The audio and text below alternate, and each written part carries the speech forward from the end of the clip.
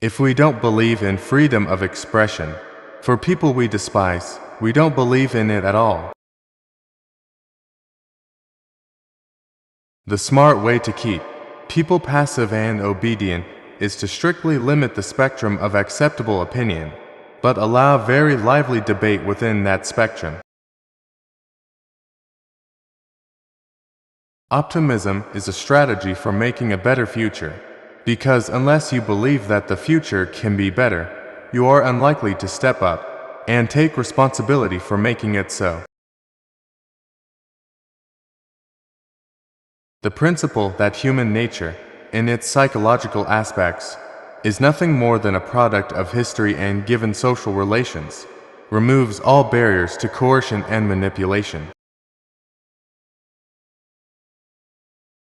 The more you can increase fear of drugs and crime, welfare mothers, immigrants and aliens, the more you control all the people. Education is a system of imposed ignorance. It's only when you see beyond the veil of propaganda that you can begin to understand the world as it truly is. The United States is unusual among the industrial democracies in the rigidity of the system of ideological control. If you assume that there is no hope, you guarantee that there will be no hope. If you assume that there is an instinct for freedom, there are opportunities to change things. There's a chance you may contribute to making a better world. The media serve the interests of state and corporate power, which are closely interlinked, framing their reporting and analysis in a manner supportive of established privilege and limiting the scope of debate. One of the common functions of ideology is to divert attention from unwanted facts. States are not moral agents, people are, and can impose moral standards on powerful institutions.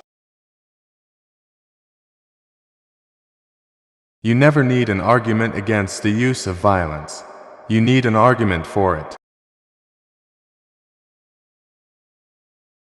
The greatest propaganda achievement of the dominant ideology is to convince us that it's not an ideology at all, but simply the natural way things are.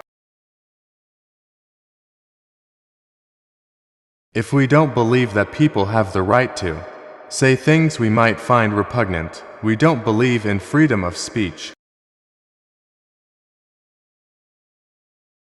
In a system of immense power, the idea is to ensure that the public are passive, obedient spectators, not participants in the political process.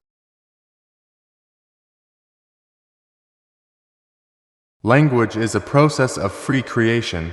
Its laws and principles are fixed, but the manner in which the principles of generation are used is free and infinitely varied. The general population doesn't know what's happening, and it doesn't even know that it doesn't know. The smart way to keep people passive and obedient is to strictly limit the spectrum of acceptable opinion, but allow very lively debate within that spectrum. Resistance is feasible, even for those who are not heroes by nature, and it is an obligation, I believe, for those who fear the consequences and detest the reality of the attempt to impose American hegemony. Citizens of the democratic societies should undertake a course of intellectual self-defense to protect themselves from manipulation and control. If you're not turned on to politics, politics will turn on you.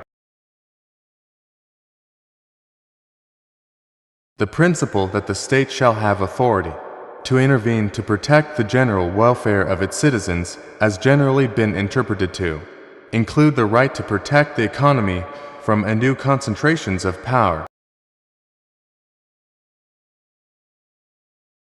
Human beings have an innate need for freedom, but they have to struggle to achieve and maintain their freedom. If we don't believe in freedom of expression for people we despise, we don't believe in it at all. If we are serious about human rights, we must eliminate all traces of institutional violence from our own society, and not ignore the violence that is being done by our own institutions around the world. In order to maintain hierarchical control, you have to control people's consciousness and thought. The whole educational and professional training system is a very elaborate filter, which just weeds out people who are too independent and who think for themselves, and who don't know how to be submissive. The task of an intellectual is not to sweep away the debris of the past, but to help others to gather the courage to confront it. Every person has the right to decent work, to a life in dignity, to self-development, to freedom of expression, to freedom of association, to be a person of culture. You don't have to be a genius to understand these things. It's not that they're intellectually inaccessible, it's that they're morally unacceptable. There is no such thing as an apolitical or inert art form. Art can either challenge or reinforce the existing power structures. Power is always illegitimate unless it proves itself to be legitimate, so the burden of proof is always on those who claim that some authoritarian hierarchic government is legitimate. To be hopeful in bad times is not just foolishly romantic. It is based on the fact that human history is a history not only of cruelty, but also of compassion, sacrifice, courage, kindness. The great majority of people in the United States want to see a more equal, more just, more peaceful world, and want to see the United States become a part of that world.